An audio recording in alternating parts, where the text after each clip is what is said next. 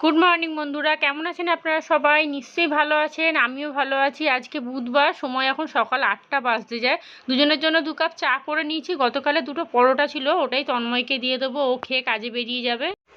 এখানে তিশানের জন্য breakfast ready করে নিয়েছি, পাস্তা করেছি। ওই পেঁয়াজ, মাখন, 3-4 রকমের সস, যা যা দেওয়ার ওই সব দিয়েই করেছি। স্কুলে একটু দিয়ে দেবো আর এখন একটু খেতে দেবো। আর দেখি আমার কপালে একটু জোটে কিনা, মনে হয় হবে, অনেকটা হয়েছে।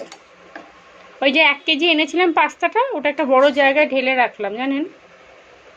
আজকে ফোনে দেখাচ্ছে বৃষ্টি হবে, কিন্তু সকাল থেকে রোদ উঠেছে প্রচুর। ব্যাস, এটা টিফিনে দিয়ে দিই আর ওকে এখন একটু খেতে দিয়ে দিই। গতকাল থেকে খুব গরম পড়ে গেছে একদম। ভোরবেলাও দেখছি গরম লাগছে। বাবা, সে কি রে বাবা। চলুন, এইটুকু আমি খাই, ওকে এতটা দিই। হ্যাঁ না, ব্যাস এইটুকু আছে, আমি নিয়ে নিই। স্কুল থেকে এসে আবার কিছু খাবো কোনো, তবে আজকে কুলেখাড়া খেতেই হবে।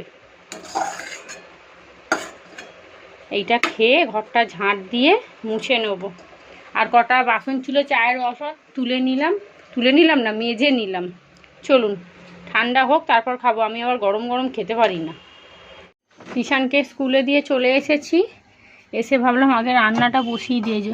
ডাল সিদ্ধ আছে, এখানে লাউ চিংড়ি, এটাতে ভাত, মাছের ঝোল। আলু খাবে নাকি জানি না, এটা দুটো আটা আছে, অল্প একটু আদা রসুন। ডালটা বার করি, কুলেখাড়া সিদ্ধ বসাবো। আজকে যা গরম পড়েছে না, তবে আজকে নাকি ঝড় বৃষ্টি হবে, ফোনেতেও মেসেজ দিচ্ছে, তারপর এখানেও কয়েকজন বলল। আর এখানে চালটা ভিজিয়ে দিয়েছি, ডালটা বসিয়ে দিয়ে আলু ভাজা বসাবো। আজকে ডালটা একটু পাতলা করেই করব। লাউ চিংড়ি আছে অনেকটা, তন্ময়ের হয়ে যাবে। আর একটুখানি আলু ভাজা করি, বেগুন ভাজা করব না, তন্ময় খেতেই চায় না। কোনো সবজি যদি না খায় কি রান্না করি বলুন তো? হ্যাঁ, এই জন্যই তো ঘরে অশান্তি। গতকাল চিকেন কিমা করেছিলাম, কি ভালো হয়েছে জানেন। তন্ময় বলছে এরপরে করলে আর একটু বেশি করে করবে। যে গাজরটা তুলে রাখলাম, ওটা যদি দিয়ে দিতাম পুরো ঠিকঠাক হতো। চলুন, ডালটা বসিয়ে দিয়েছি, আলুটা কেটে নিয়ে আলু ভাজাটাও বসিয়ে দেবো। এখানে একটু ফুলকপি ছোট ছোট করে কেটে ভাপিয়ে নিয়েছি, এইটুকুই ছিল। তিশানকে ভেজে দেবো। কুলেখাড়াটা বসিয়েছি, আর এই যে আলু ভাজার আলুটাও সিদ্ধ করে নিয়েছি। আর করবো একটু ঢ্যাঁড়স ভাজা, এই যে। আর একটু ঢ্যাঁড়স আছে, আর 1 প্যাকেট, ওটা ভাবছি আগামীকাল চিংড়ি মাছ দিয়ে করব। টুকটাক ভাজাই হবে আজকে। ডাল হয়ে গেছে, ফুলকপি ভাজা, আলু ভাজা, ঢ্যাঁড়স ভাজা। আর আমার জন্য ছোটো বৌদি গতকাল একটা মাছ নিয়ে এসেছিলো, মা পাঠিয়েছিল, এই যে। আর এই যে মাছের তেলটা ভেজে নিই, ব্যাস। টুকটুক করে কত রান্না হয়ে গেল। ভেবেছিলাম আজকে একটু চিংড়ি মাছ নিয়ে এসে ঢ্যাঁড়স চিংড়ি করব। তারপরে আবার হট করে রাস্তায় মনে পড়ে গেল যে না, আমার তো আছে, লাউ চিংড়ি পড়ে আছে, তাহলে থাক, এটাকে মনে হয় কাটতে হবে জানেন। কেটে তো কই দেয়নি, ও না কেটেই দিয়েছে। এই তো, মা আবার কানকোটা ফেলে দেয়, কিন্তু কানকোর এইটা ফেলে না। দেখে মনে হয় ভিতরে কানকো আছে, কিন্তু কানকোটা ফেলে দেয়। চলুন এক এক করে ভাজাগুলো সব বসিয়ে দিই। এখানে আলু ভাজাও হয়ে গেছে, আলুটা দেখুন বেশি সিদ্ধ হয়ে গেছে, একটাও সিটি দিইনি জানেন। সবে সিটিটা পড়লো, বন্ধ করে দিয়েছে। এই যে ফুলকপি আলু, এই ফুলকপি আলু বলছি, শুধু ফুলকপি ভাজা, এটা তিশানকেই দিয়ে দেবো। চলুন, হয়ে গেছে। আলু ভাজাটা এখন একটু থাক এই গরমে, তাহলে আর একটু ছাড়া ছাড়া হয়ে যাবে। আর এখানে এই যে ঢ্যাঁড়স ভাজবো, আর এই মাছের তেল, এই যে। আর আমার মাছটা ধুয়ে নুন হলুদ মাখিয়ে রাখি, আমার মাছটা একটু পরে ভাজবো, গরম গরম ভাজবো। এদিকে ভাতটাও বসিয়ে দিয়েছি। আর আমি এখানে একটুখানি মুড়ি নিলাম, অল্প একটু ছাতু দিয়ে মুড়িটা খেয়ে নিই বরঞ্চ। 12টা বাজে তো, খুব খিদে পাচ্ছে না, কারণ পাস্তাটা না খেতেই পেট ভরে গেছে। মোটা মোটা তো, অল্প খেয়েছি, জল খেয়েছি, পেট ভরে গেছে। অল্প একটু ছাতু মুড়ি খেয়ে নিই, ভাত খেতে খেতে তো খেয়েই 1:30 2টো। অল্প একটু কাঁচাও ভিজিয়েছি, কড়াটা ভালো করে না ধুলে না পুরো ঢ্যাঁড়সগুলো নষ্ট হয়ে যাবে একদম ভেঙে ভেঙে। অল্প একটু কাঁচাও ভিজিয়েছি, কেচে নেবো। যা পচা গরম। একটু আগে রোদ উঠেছিল, এখন আবার দেখুন পুরো গুমোট হয়ে আছে। বাবা একচোট বৃষ্টি হয়, বেশ ঠান্ডা ঠান্ডা হবে ওয়েদারটা। ভাতটা বসিয়ে দিলাম, আর বাসনপত্র সেরকম কিছু নেই। আজকে ওপরই গ্যাস মুছে নেবো, ভালো লাগছে না, এটা পড়ে যাচ্ছে। আর একটু পেঁয়াজ রেখেছিলাম ডিম ভাজবো বলে, তবে মনে হচ্ছে না আর ডিম ভাজতে হবে বলে, এই দিয়েই ওর হয়ে যাবে। চলুন, ছাতু মুড়ি খাওয়া হয়ে গেছে। আর মা এখানে এই দেখুন লাউ শাক পাঠিয়েছে, ছোটো বৌদি আসার সময় নিয়ে আসলো। আর যাওয়ার সময় একটা জল বলতে হবে। আপনাদের মধ্যে একজন কমেন্ট করেছিলেন যে একটা কিনে নাও, ফিল্টার। ঠিকই বলেছেন, আমিও এটা মাথায় নিয়ে এসেছিলাম জানেন। আমার বাবাও বলছিল একটা ফিল্টার কিনে না, তাহলে এত টাকা দিয়ে জল কিনতে হবে না। চলুন, ঢ্যাঁড়স ভাজা হয়ে গেছে। দেখছেন ভুট্টার যা অবস্থা না, যখন তখন কড়া উল্টিয়ে যাবে। ভাতটা হয়ে এলে চাপা দিয়ে দেবো। রান্নাবান্না সব হয়ে গেছে। এটার মধ্যে মাছের তেলটা আছে, যা ফাটছিল বাপরে। বাসন মেজে নিয়েছি, সব মোছামুছি করে নিয়েছি। আর এই যে লাউ চিংড়ি, আর এখানে ভাত। দেখেছেন হাত ধুয়ে দিয়ে অভ্যাস হয়ে গেছে, হাত দিলাম না তাই কল ছুতে যাচ্ছি। চলুন এবারে যাই, কাচাকুচি করে স্নান করে নিয়ে, আজ একটু মাথা শ্যাম্পু দেবো। এখন আবার মেঘলা হয়ে এলো, বৃষ্টি হলে হয়ে যা বাবা, একটা গুমোট গরম লাগছে। চলুন, তন্ময় ফোন করেছিল, ও বলল আসবে একটু পরে, ততক্ষণ আমি কাচাকুচিগুলো করে নিই। বেসিনটা পরিষ্কার থাকলে না দেখতে বেশ ভালো লাগে। তবে এইবার শুধু বেসিন আর পাল্টাবো না, পুরো সেটটাই একদম ভেঙে দেবো। এই যে দেখছেন কি অবস্থা, ওই জন্য আর করিনি, একবারে পুরো একদম সুন্দর করে সাজিয়ে রান্নাঘরটা বানাবো।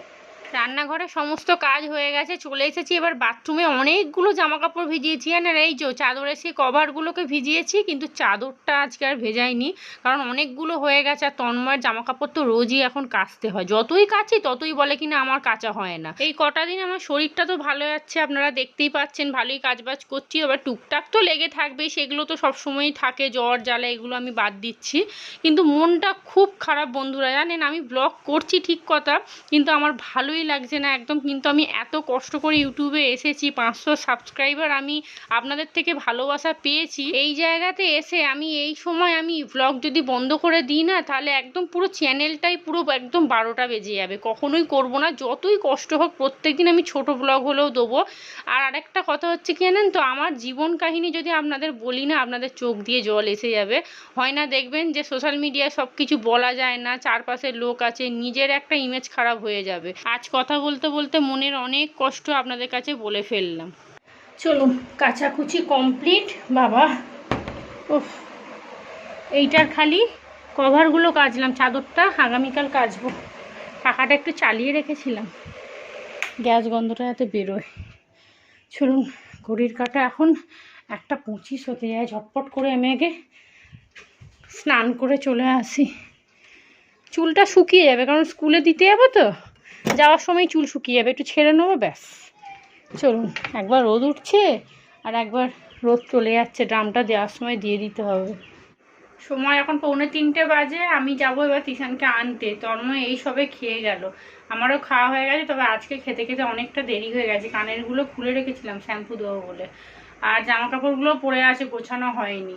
তবে আজকে বিকেলবেলা আমাকে একবার মনে করে রেশন দোকানে যেতেই হবে। আজ নয় কাল, আজ নয় কাল করে করে 1 সপ্তাহ কাটিয়ে দিয়েছি, এরপরে আমার নামটাই না ক্যান্সেল হয়ে যায়।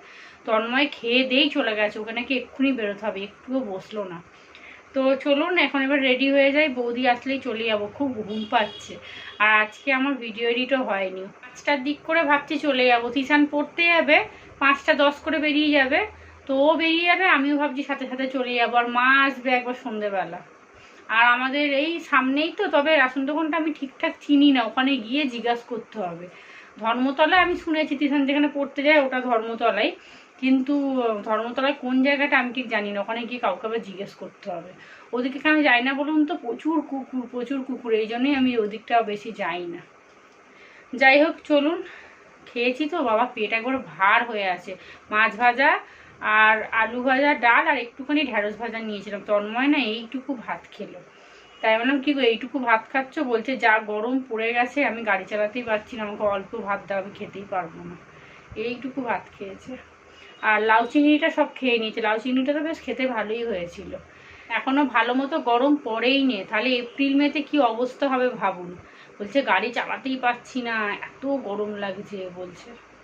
বিকেল এখন 5টা 10 বাজে, তিশান এখানে রেডি হয়ে বসে আছে, পড়তে যাবে। এই যে খাওয়া হয়ে গেছে, এতক্ষণ ধরে পড়লো স্কুল থেকে এসে, এবারে পড়তে যাবে। আসবে কখন? 8:30।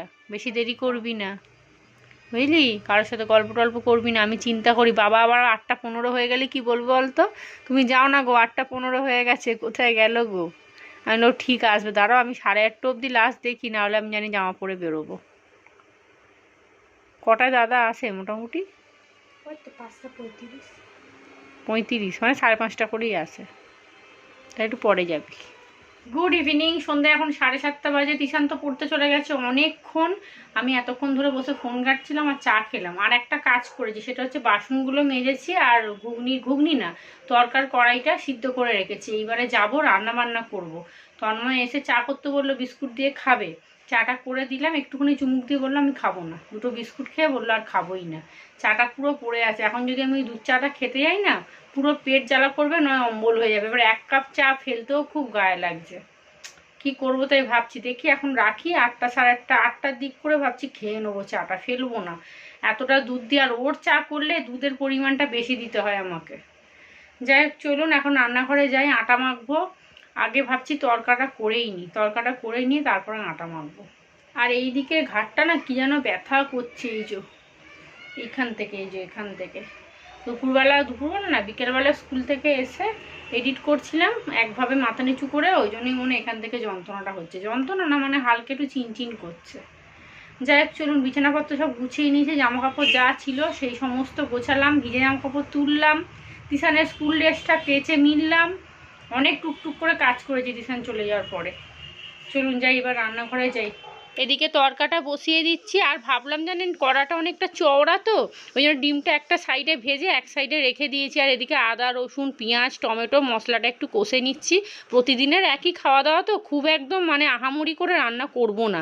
আর আহামরি করে রান্না করলে জানেন তো, দেখেছি আমি রান্না খারাপ হয়, কিন্তু আপনি যে কোনোভাবে কোনো রকম করে রান্না করে দেবেন, ব্যাস সেই রান্নাটা একদম হেভি হেভি হবে। মশলা আর ডিম দুটোকেই ভালো করে ভেজে নিয়েছি, এইবারে ডালটা দিয়ে দিলাম, ব্যাস দিয়ে খানিকক্ষণ চাপা দিয়ে রেখে দেবো। তবে লাস্টে ধনে পাতা দেবো জানেন, অল্প একটু নুন, অল্প একটু চিনি আর একটু কাশ্মীরি লঙ্কা দিয়ে দিচ্ছি, দিয়ে এইবারে ঢাকা চাপা দিয়ে খানিকক্ষণ ফুটিয়ে নিলেই হয়ে যাবে। তবে হ্যাঁ, লাস্টে তড়কা মশলাটা দিতেই হবে। তড়কাটা বসিয়ে দিয়ে আটা মাখবো, তারপরে রুটি করব। আজকে একটু তাড়াতাড়ি রান্না বান্না করে নেবো, কারণ তিশানের সাথে লুডো খেলতে হবে। তো এখন এই প্রতিদিন একটা রোজকার কাজ হয়েছে, এই রান্না বান্না হয়ে গেলে লুডো খেলো। আমি রান্না করতে করতে চিন্তা করি কখন রান্না করে গিয়ে একটু শোবো, আর ও চিন্তা করে কখন মাকে নিয়ে লুডো খেলতে বসবো। চলুন হয়ে গেছে, এবারে রুটিগুলোকে ঝটপট করে বেলে নিয়ে সেঁকে নিই, তারপরে রান্নাঘর তো পরিষ্কার করা কাজ আছে, বাসন আছে, টুকটুক করে কাজ অনেক পড়ে যায়। এই স্কুলটা খুলছে তো, এবারে দেখুন না সকাল থেকে রাত পর্যন্ত এই রান্নাঘরেই এবার কাটিয়ে দাও। সেই সকাল 8টা থেকে শুরু হবে, ব্রেকফাস্ট করো, এই করো সেই করো, তারপর তো 1টা অবধি রান্না চলবে। আবার 5টা থেকে চাটা যে শুরু হবে, ব্যাস এখন আবার চলবে এখন রাত্রি 9টা 10টা পর্যন্ত। এইভাবেই প্রত্যেকটা দিন কেটে যাচ্ছে। যাই হোক চলুন, একটু আটা মেখে রেখে দিয়েছি, আগামীকাল তিশানকে একটুখানি টিফিনে পরোটা করে দেবো। আর এখানে তিশান পড়ে টোরে চলে এসেছে। আজকে তো বুধবার, ওর ইংলিশ পড়া ছিল, আসতে অনেকটা দেরি হয়, 8:30টায় ছুটি দেয়। এখানে আমার তরকাটাও হয়ে গেছে, একটু বেশি করে ধনেপাতা দিয়েছি, বেশি মানে খুব বেশি দিইনি আবার। আর ওদিকে ওর জন্য একটুখানি নিপ্পি বসিয়ে দিয়েছি, ওর খিদে পেয়ে গেছে। এখন ওই 8:30 পৌনে 9টা হবে হয়তো। রুটিগুলো ঝটপট করে সেঁকে নিই, তাহলে রান্নাবান্না মোটামুটি হয়ে যাবে। আর আজকে দেখুন ডিমগুলোকে আলাদা করে ভেজেছি তো, কি সুন্দর দেখা যাচ্ছে। অন্যদিন যখন মশলার সাথে ডিমটা ভাজি না, তখন ডিমগুলো চোখেই দেখা যায় না। যাই হোক চলুন, তিশানকে খেতে দিয়ে দিয়েছি, আমারও তরকা হয়ে গেছে। এবারে ঝটপট করে রুটিগুলো করে নেবো। ঝটপট কথাটা কতবার বললাম দেখলেন, মিনিমাম 5 থেকে 6 বার বলে ফেলেছি।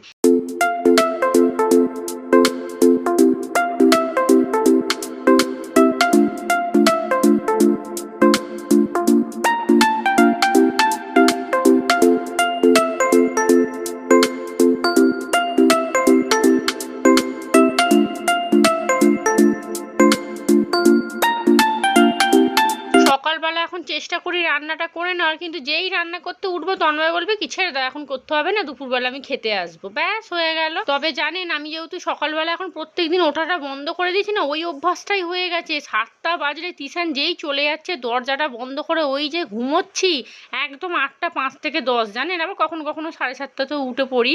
তবে জানেন তো আমার যখন ঘুম আসে ঘুমিয়ে পড়লাম ঠিক আছে, কিন্তু ঘুম না এলে ওই মটকা মেরে পড়ে থাকলে না, ওরে বাবা রে, আমার মাথার মধ্যে শোরগোল চলে, নানা রকম চিন্তা, ওরে বাবা। তখন কি করে বলুন তো, ঝট করে উঠে কাজের মধ্যে চলে যাই।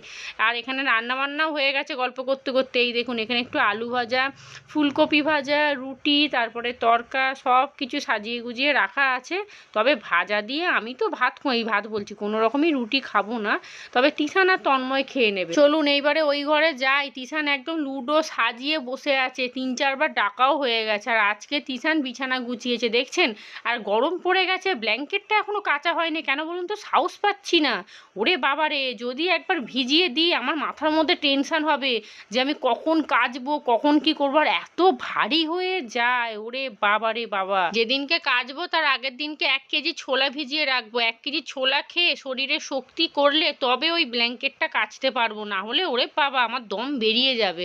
তবে জানেন আমাকে অনেকজন জিজ্ঞেস করে, বলে তুমি এই ব্ল্যাঙ্কেটটা বাড়িতে কাচো, কি করে কাচো গো, সাহস পাও কি করে? তবে জানেন তো যখন ভেজাই না আমার বুকের ভিতরটা ঢিপ ঢিপ করে। আমি খালি ভাবি কি যে এটাকে আমি ঠিকঠাকভাবে কেচে তুলতে পারবো তো, যদি কাচতে না পারি পুরো পচে শেষ হয়ে যাবে, আমাকে এক্ষুনি 1000 টাকা দিয়ে আবার ব্ল্যাঙ্কেট কিনতে হবে। যাই হোক চলুন, এখানে খেলা শুরু হয়ে গেছে। আর তিশানের দেখছেন তো ভালো মতো ছক্কা পড়ছে না, আমার কিন্তু একদম হু করে ছক্কা পড়ছে। আর এই যে প্রথমে ছক্কা পড়লে কি হবে, লাস্টের দিকে একদম আর ছক্কা পড়ে না জানেন।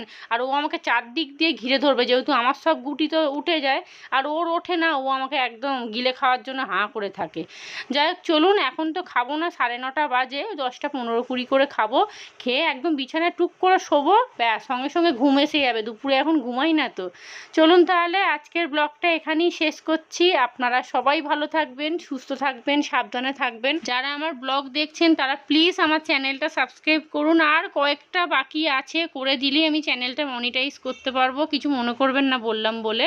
চলুন তাহলে আজকের মতো সবাইকে টাটা।